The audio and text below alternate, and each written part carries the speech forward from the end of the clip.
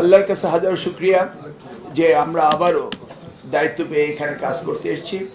প্রথমে আমি স্মরণ করছি আমাদের দেশ মাতা বেগম খালেদা জিয়া, যার অনুপস্থিতিতে পুনরায় আমি দায়িত্ব পেয়েছি। এর আগে আপনারা জানেন আমি স্টেট মিনিস্টারের কাজ করার সুযোগ হয়েছিল আমাদের সাবেক প্রধানমন্ত্রী বেগম খালেদা জিয়ার সাথে। আজকে আমরা কাজ করব, আমরা দুইজনে অঙ্গীকারবদ্ধ। আমরা জনাব তারেক রহমান আমাদের প্রধানমন্ত্রীর সাথে কাজ করব। আমি জানি যে উনি শিক্ষাকে অত্যন্ত ভালোবাসেন, যেভাবে ভালোবেসেছিলেন আমাদের সাবেক প্রধানমন্ত্রী বেগম খালেদা জিয়া।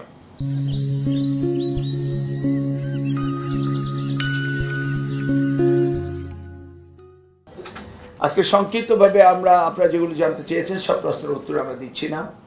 আমরা প্রত্যেকটি বিষয় অ্যাড্রেস করব। আমরা এমন কোনো বিষয় নেই যেগুলো নিয়ে কথা না বলবো। তবে এই বিষয়গুলো আগামীকাল সকালে আমরা অ্যাড্রেস করতে চাচ্ছি। আজকে বিকেলে আমরা দুইজন ক্যাবিনেট মিটিংয়ের পরে আবার আমরা মন্ত্রণালয়ে আসবো এবং আমরা আমাদের পেপার ওয়ার্কগুলি করব, কি কি রয়েছে, কি কি করতে হবে, এই ব্যাপারে আমরা মোটামুটি একটা প্ল্যান লেআউট করে আমরা আগামীকালকে আপনাদের ইন ডিটেলস বলতে চাচ্ছি। এর মাঝে যদি আপনাদের ছোটখাটো প্রশ্ন থাকে আপনারা করতে পারেন। আমরা দুই একটি প্রশ্ন। গতকালকে আপনারা একটা জাম দেখেছে, মাননীয় উপদেষ্টা, আমার একটা প্রশ্ন ছিল যে আজকে কোনো জাম দেখাবেন কিনা, যে কোনো বৈপ্লবিক পরিবর্তন? কারণ গত 17 বছর আমরা প্রশ্নভাগ দেখেছি, তারপরে হচ্ছে ফলাফল জালিয়াতি, নানান ধরনের গণহারে A+ দেখেছি। তো এই আপনার সময় আমরা দেখেছি যে নকল রোধে আপনার একটা বড় ধরনের ভূমিকা ছিল। এবার ওরকম কি চমক দেখাবেন শিক্ষামন্ত্রী? দেখুন, এই আমরা 2001-এর দায়িত্ব পাওয়ার পরে নকল প্রতিরোধ হয়েছিল এবং প্রশ্নপত্র ফাঁস বন্ধ হয়েছিল। সেগুলি তো চলেই গিয়েছে, সেগুলি আর পুনরাবৃত্তি হবে বলে আমি বিশ্বাস করি না। আর জাম্প বলতে যেটা বুঝছেন, হ্যাঁ, আমাদের এডুকেশন সেক্টরে আমাদের শুধু হাই জাম্প না, পোল ভল জাম্প দিতে হবে, এটাই আমি বিশ্বাস করি। মাননীয় মন্ত্রী, আমি জানি যে দেশের বেশিরভাগ শিক্ষার্থীরা আপনাকে পছন্দ করে, আপনাকে ফলো করে। তাদের উদ্দেশ্যে আজকের দিনে আপনি দায়িত্ব পেয়েছেন, তাদের উদ্দেশ্যে আপনার কি বার্তা থাকবে? বার্তা হলো যেটা স্টেট মিনিস্টার আগেও বলেছিলেন বাইরে, যে আমাদের শিক্ষা ব্যবস্থাকে যুগ উপযোগী শিক্ষা ব্যবস্থা করতে হবে। আমাদের কম্পিট করতে হবে ওয়ার্ল্ড অন্যান্য কান্ট্রিগুলোর সাথে। গ্লোবাল ভিলেজে আমরা এই ব্যাকডেটেড কোনো এডুকেশন থাকতে পারবে না।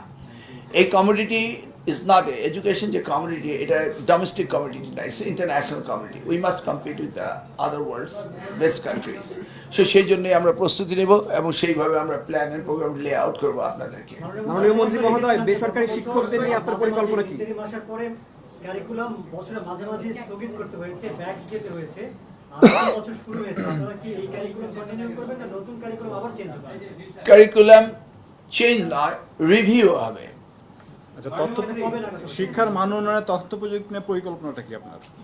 দেখুন, আমরা 4th জেনারেশন অফ ইন্ডাস্ট্রিয়ালাইজেশন আছি, সেখানে আমাদের ন্যানো টেকনোলজি, আর্টিফিশিয়াল ইন্টেলিজেন্স, এই সব কিছুকে ব্যবহার আমাদের করতে হবে, রোবোটিক্স আমাদের ব্যবহার করতে হবে। অতএব আমাদের ডিজিটাল প্ল্যাটফর্মে আসতে হবে, ডিজিটাল লিটারেসি লাগবে, ইংলিশ লিটারেসি লাগবে, এগুলি নিয়ে আমরা কাজ করব। মাননীয় মন্ত্রী মহোদয়,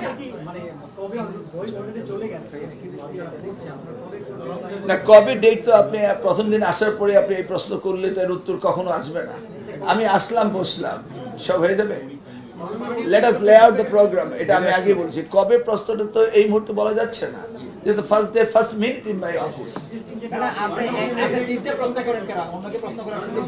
জি,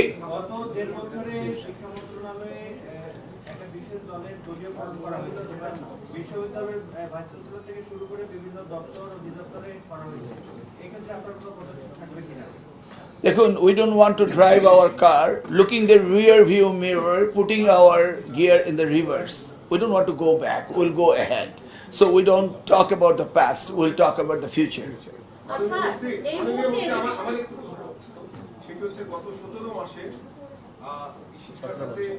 এর আগেও শিক্ষা খাতে মানে যে অনিয়ম ছিল, দুর্নীতি ছিল, সেটি গত 17 মাসে বন্ধ হয়নি এবং শিক্ষা মন্ত্রণালয়ের কোনো জবাবদিহিতা ছিল না। বিশেষ করে আমরা মাধ্যমিক উচ্চ শিক্ষা অধিদপ্তরে এসিপি নিয়ে প্রচুর রিপোর্ট হয়েছে, বাট শিক্ষা মন্ত্রণালয়ের দুর্নীতি 2-3টি সিন্ডিকেট আছে। এগুলো আপনি খোঁজখবর দিয়ে আপনি ব্যবস্থা নেবেন কিনা এবং সেগুলো আপনারা?